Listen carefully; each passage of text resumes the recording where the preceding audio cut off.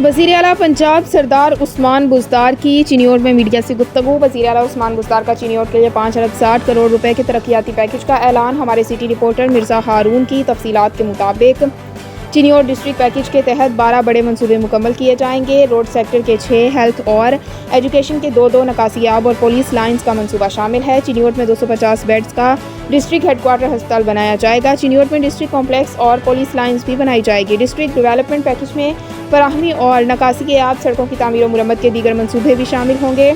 लालिया में boys college और भुवाना में गर्ल्स डिग्री कॉलेज बनाने के लिए फिजिबिलिटी रिपोर्ट तैयार की जाएगी। फैसलाबाद चिन्योट सरगोदा 67 किलोमीटर तवील सड़क 12 अरब 70 करोड़ रुपए की लागत से तामीर की जाएगी। Faisalabad Chiniot Sargodha road mega project private partnership के तहत बनाया जाएगा। उस्मान बुज़दार।